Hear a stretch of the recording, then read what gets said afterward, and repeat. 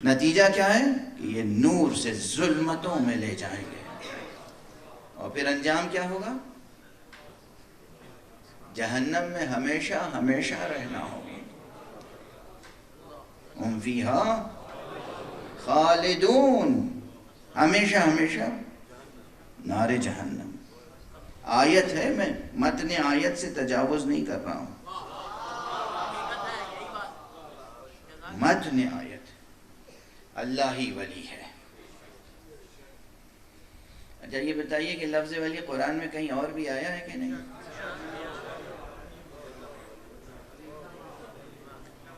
ماشاءاللہ، دیکھیں یہ ہے مدرسہ عزا کی برکت۔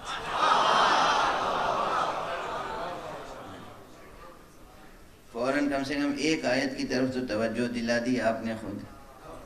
یہی لفظ ولی، واو لام یہی لفظ ایک جگہ اور نظر آ گیا۔ یہ سورہ بقرہ ہے، وہ سورہ مائدہ ہے۔ انما ولیکم اللہ۔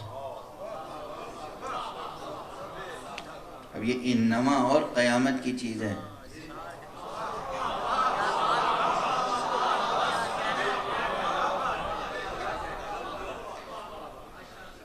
مولانا تشریف فرمائیں اور فاضل حوزہ علم قم ہیں، عربی گرامر کی نزاکتوں سے واقف ہیں، اور حضرات ہوں گے یہاں پر بزم میں موجود جو عربی زبان کے پروفیسر صاحبان ہیں، لیکچرر صاحبان ہیں۔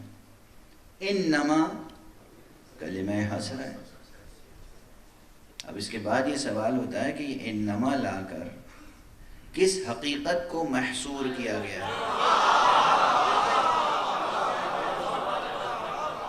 یہ حصار کھینچا گیا ہے کس کے لیے؟ انما حصر ہے۔ اور یہ بھی میرا پرانا جملہ ہے، کراچی میں بھی کہہ چکا ہوں، شاید ملتان میں بھی کہہ چکا ہوں، کہ انما میں تقریباً 5 حرف ہیں۔ الف ہے، نون 2 ہے، مشدد ہے، تو 3 حرف ہو گئے، میم ہے اور الف ہے، 5 حرف ہو گئے۔ یہ انما 5 حرف ہوئے۔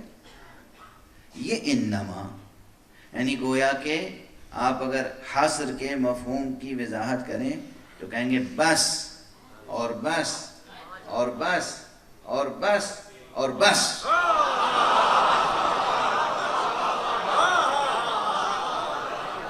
یہ اس طرح گفتگو ہو رہی ہے نا، بچوں کو بھی یاد رہ جائے گا مکتب۔ لیکن اب اتنا بڑا مجمع ہے بحمداللہ، اس میں بعض دانشور ہیں جو ایک جملے میں یہ سمجھ جاتے ہیں کہ میں آخر میں کیا کہوں گا۔ کچھ ایسے بھی ہوں گے جو آخر تک میں جب کہہ چکا ہوں گا تب بھی پوچھیں گے کیا کہہ گئے۔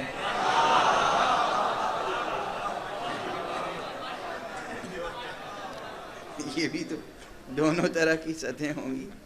یہ بچہ بیٹھا ہوا ہے سامنے، بچے بہت سے نونہالان چمن موجود ہیں، تو انہیں کم سے کم یہ یاد رہے، کلمہ حصر اتنی موٹی نحوی اصطلاح نہیں یاد رہے گی، تو انہیں یہ یاد رہے گا کہ 5 بار انہوں نے کہا تھا بس اور بس اور بس اور بس اور بس۔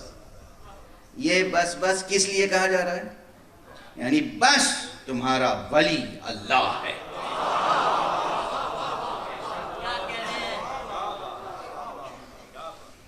یہ درس مدرسہ حسینی ہے۔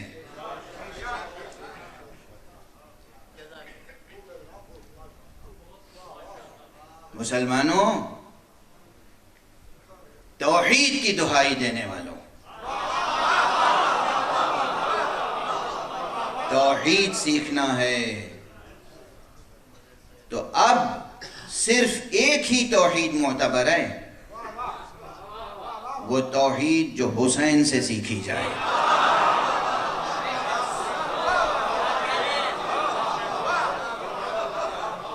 یہ غلو نہیں ہے، یہ غلو نہیں ہے۔ ہمارے ساتھ ساتھ چلو۔ بس تمہارا ولی اللہ ہے۔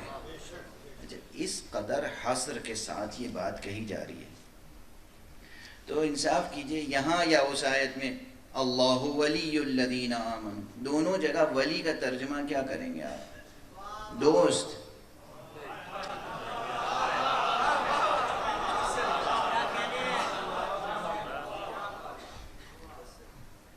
سائنس تو آپ کو صرف حیوان کہتی ہے، اللہ ہی آپ کو شرف بخشتا ہے انسان کہتا ہے، اور آپ اتنا سا اعزاز پا کے ایسی پرواز کرنا چاہتے ہیں کہ اللہ کو اپنا دوست کہنے لگتے ہیں۔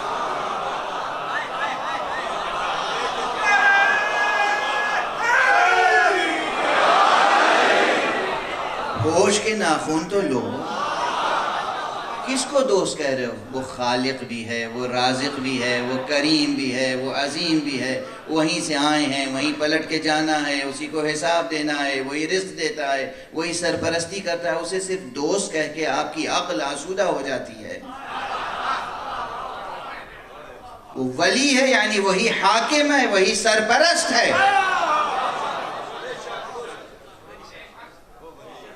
اللہ سرپرست ہے، اللہ حاکم ہے، اللہ کے علاوہ کوئی سرپرست نہیں ہے۔ دوست کا اطلاق تو آپ کسی پہ بھی کر سکتے ہیں۔ دوست کے لیے عربی میں صدیق کا لفظ بھی ہے، دوست کے لیے عربی میں حبیب کا لفظ بھی ہے، دوست کے لیے عربی میں محب کا لفظ بھی ہے، محبت کرنے والے کے لیے عربی میں عشیق کا لفظ بھی ہے، عاشق کا لفظ بھی ہے۔ دوستی اور محبت کے لیے بہت سے الفاظ ہیں عربی میں۔ اللہ نے صدیق کا لفظ نہیں استعمال کیا ہے، ولی کا لفظ استعمال کیا ہے۔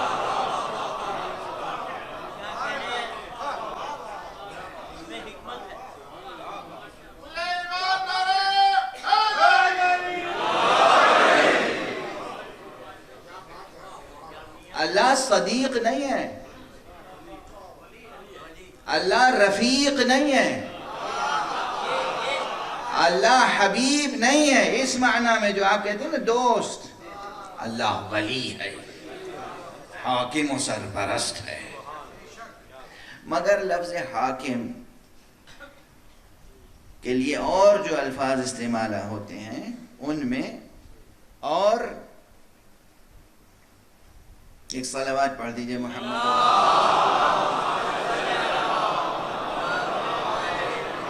ان میں اور لفظ ولی میں فرق ہے۔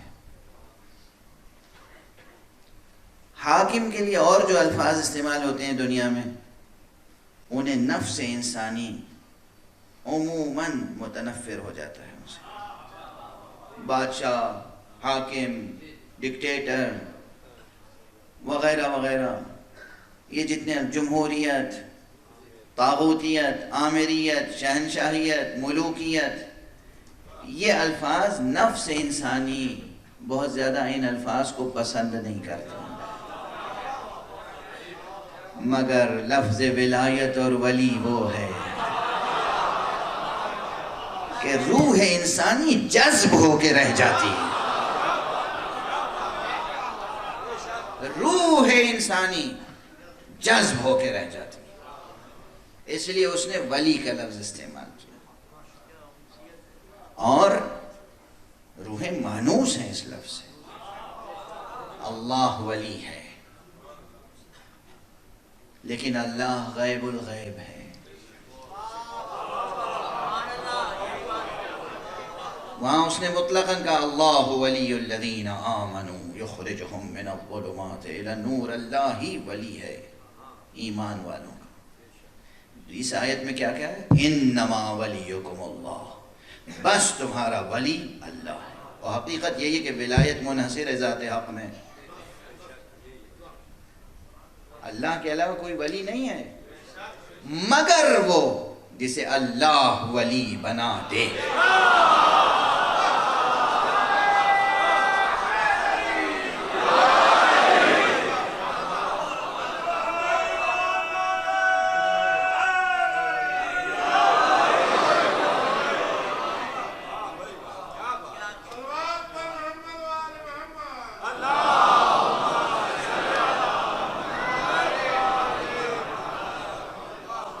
مگر وہ جسے اللہ ولی، یعنی اسلامی سیاسی نظام، قرآنی سیاسی نظام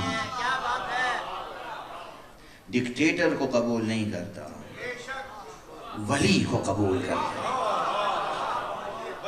معصوم ہو تو ولی معصوم ہوگا، معصوم پردہ غیب میں ہو تو ولی فقیہ ہوگا، مگر ہوگا ولی، ولی ہوگا، اللہ ولی ہے، یا وہ ولی ہے جسے اللہ ولی بنا دے۔ چنانچہ رسول اللہ صلی اللہ علیہ وآلہ وسلم اللہ کے بعد اگر ولی ہیں تو اللہ کے رسول، کیوں؟ ہم نے انہیں ولی بنایا ہے۔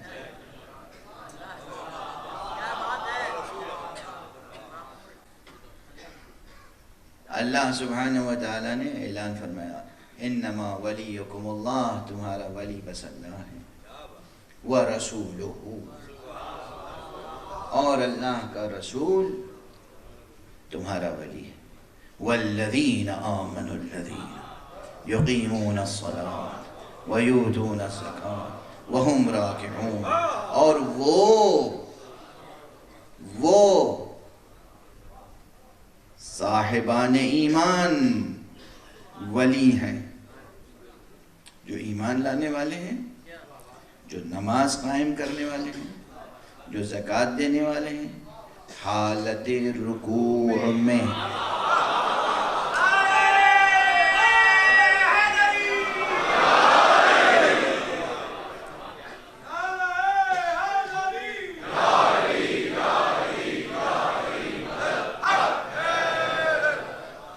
روایات میں، صحیح السند روایات میں، معتبر روایات میں، تاریخ اسلامی میں، تاریخ قرآنی میں یہ ہے کہ یہ آیت اس وقت نازل ہوئی جب جناب امیر المؤمنین علی ابن ابی طالب علیہ السلام نے حالت رکوع میں زکوٰۃ دی۔ اس روایت میں اور اس شان نزول میں کسی شک و شبہ کی گنجائش نہیں ہے۔ جو منکر ہے وہ حتماً کسی نہ کسی طاغوت کا پیرو ہے۔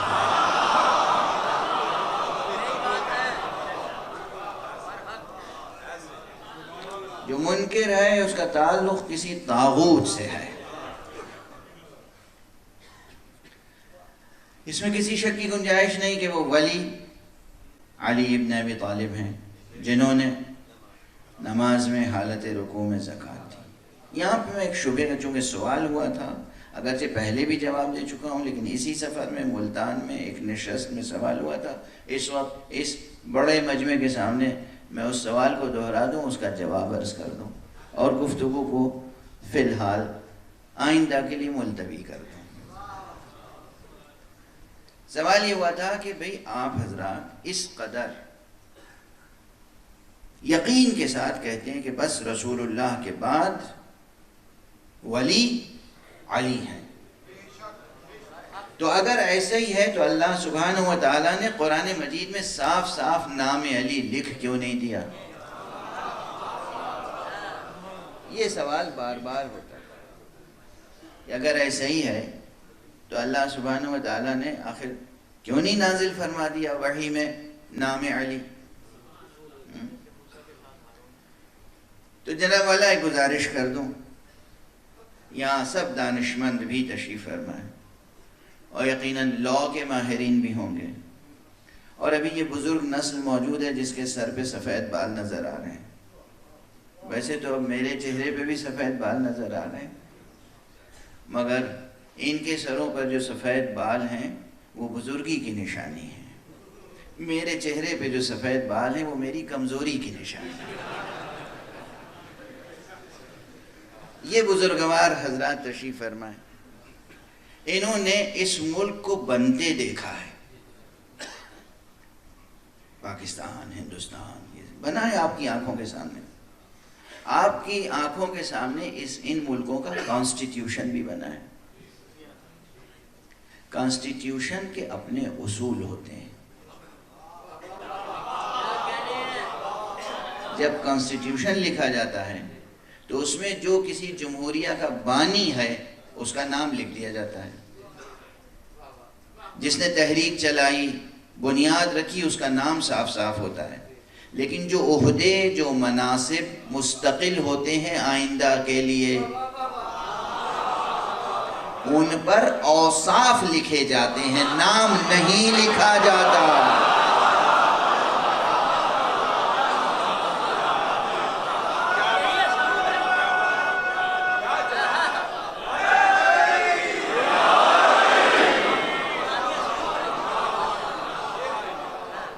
کوالیفیکیشنز لکھی جاتی ہیں.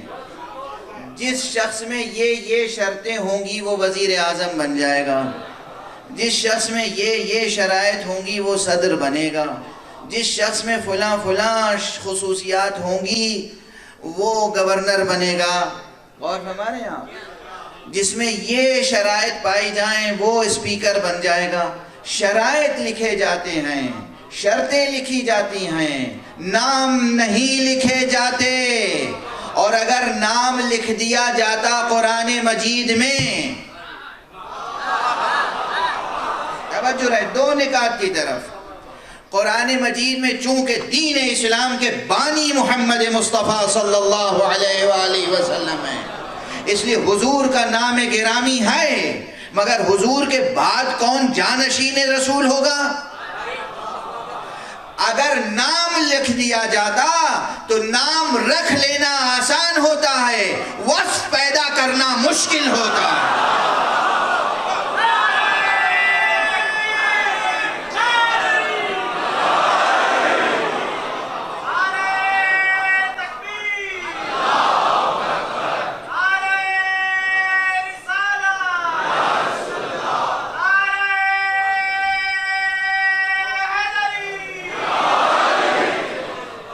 وصف پیدا کرنا، صفت پیدا کرنا، خصوصیت پیدا کرنا مشکل ہے، نام رکھ لینا آسان ہے.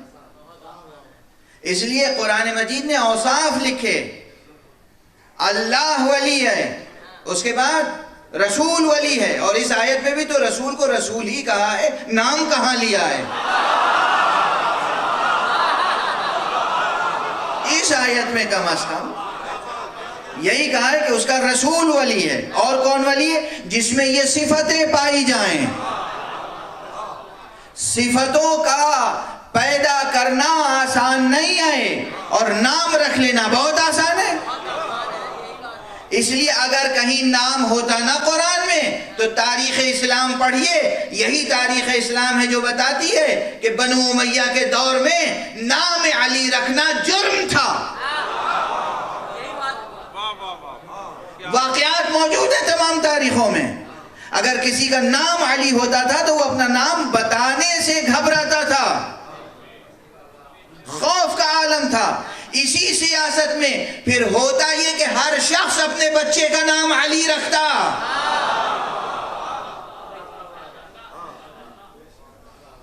اس لیے یہ مطالبہ بیجا ہے کہ نام کیوں نہیں ہے. کانسٹیٹیوشن لکھنے کے تقاضے کچھ اور ہوتے ہیں.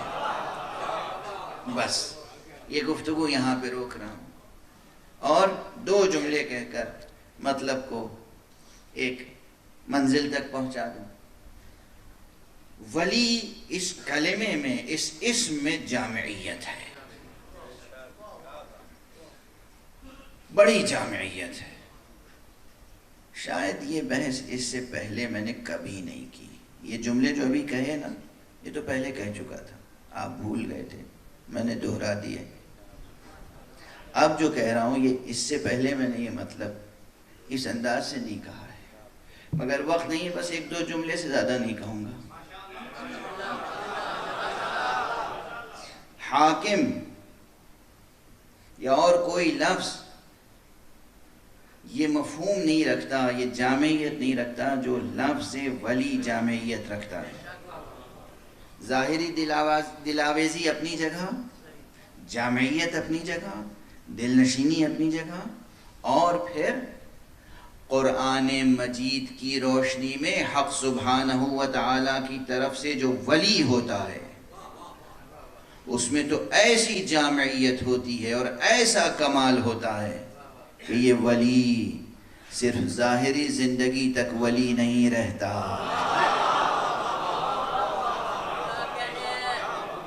اس کی ولایت ختم نہیں ہوتی، اس کا جسم، ظاہری جسم سپرد خاک بھی کر دیا جائے تب بھی اس کی ولایت برقرار رہتی ہے۔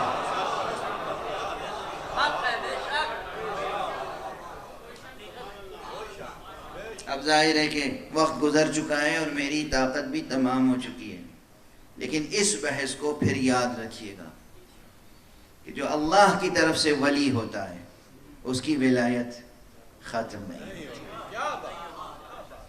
وہ جس طرح زندگی میں دستگیری کرتا ہے،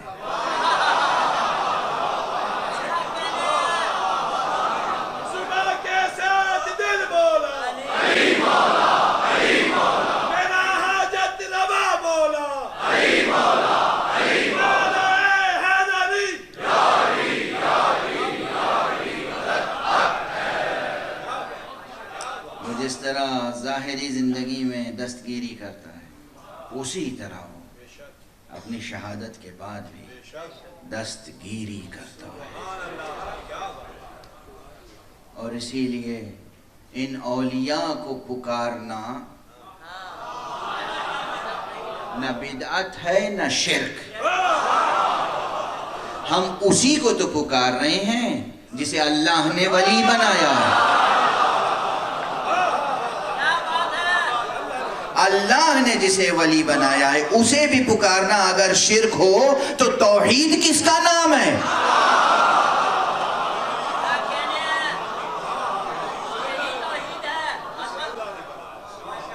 اللہ نے جسے ولی بنایا ہو اسے پکارنا اگر شرک ہو تو توحید کس کا نام ہے؟ توحید نام ہی اس کا ہے کہ جب بھی مشکل درپیش ہو مدد لو تو اس سے مدد لو جسے اللہ نے مدد کے لیے معین کیا ہے، اسے چھوڑ کر کسی اور سے مدد لینا بے شک شرک ہے۔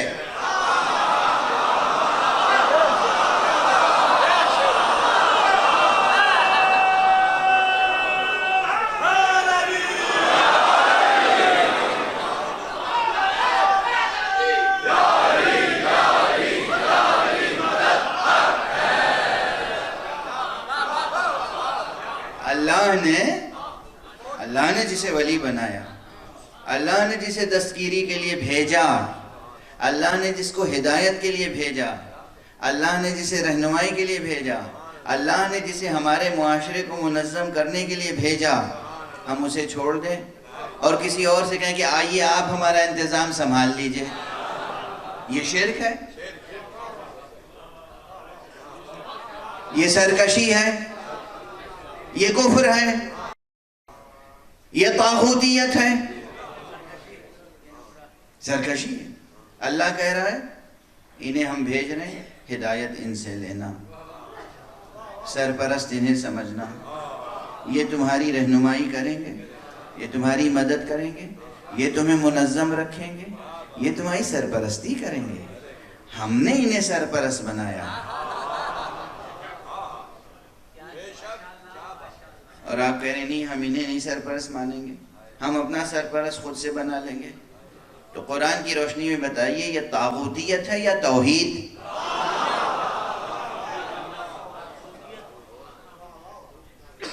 یہ طاغوتیت ہے یا توحید؟ اور کھلی ہوئی طاغوتیت کا آغاز کہاں سے ہوتا ہے؟ کہ جب امیر المومنین علی ابن ابی طالب علیہ السلام کی ولایت کا اعلان فرماتے ہیں رسول اللہ اور کہتے ہیں من کنت مولا فہذا علی مولا۔ کون کہہ رہا ہے؟ رسول کہہ رہے ہیں، رسول کہہ رہے ہیں۔ اور رسول سے آگے کوئی یہ پوچھے کہ بتائیے یہ آپ اپنی طرف سے کہہ رہے ہیں یا اللہ کی طرف سے کہہ رہے ہیں؟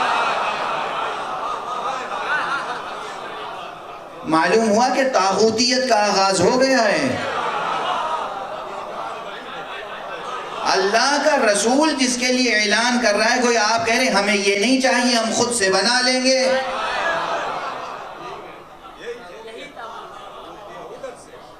ہمیں آپ کا دیا ہوا نہیں چاہیے. دیکھیے یہ بحثیں کبھی فرسودہ نہیں ہوں گی. یہ ہماری ضرورت ہے، انسانی ضرورت ہے، اسلامی ضرورت ہے. زبان سے رسول نے کہا تو پوچھ لیا یہ آپ اپنی طرف سے کہہ رہے ہیں یا اللہ کی طرف سے. کس قدر گستاخی ہے. اور معلوم ہوتا ہے نماز کے لیے اعلان کیا تو کسی نے نہیں پوچھا آپ اپنی طرف سے کہہ رہے ہیں یا رسول اللہ کی طرف. روزے کے لیے اعلان کیا تو نہیں پوچھا یہ آپ اپنی طرف سے کہہ رہے ہیں یا اللہ کی طرف سے کہہ رہے ہیں. حج کے لیے اعلان کیا تو نہیں پوچھا. ولایت علی کے لیے اعلان کیا تو پوچھتے ہیں. اس کے معنی ہے کہ خاص کوئی بغض ہے علی ابن ابی طالب سے.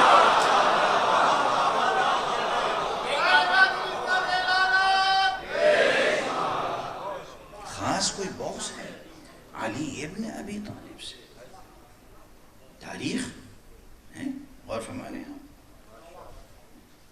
رسول سے یہ پوچھنا کہ آپ اپنی طرف سے کہہ رہے ہیں یا اللہ کی طرف سے.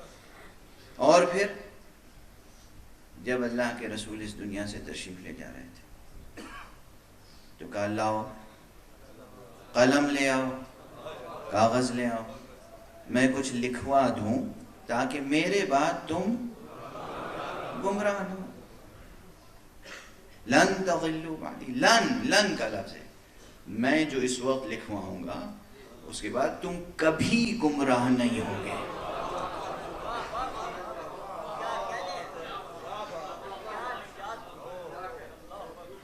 کبھی گمراہ نہیں ہوگے. اس موقع پر یہ کہنا کہ ہمارے لیے کتاب کافی ہے.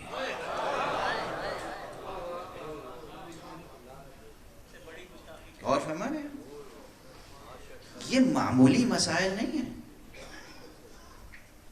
یہ واقعہ وہ ہے کہ جو فکر انسانی اور فکر اسلامی پر کتنے اثرات مرتب کرتا رہا ہے اور کرتا رہے گا. اب وقت نہیں ہے میں ایک جملہ عرض کروں. اگر رسول کی تحریر لی ہوتی تو کبھی گمراہ نہ ہوتے، اور نہیں لی تو لگتا ہے کہ کبھی راہ پر نہیں آؤ گے.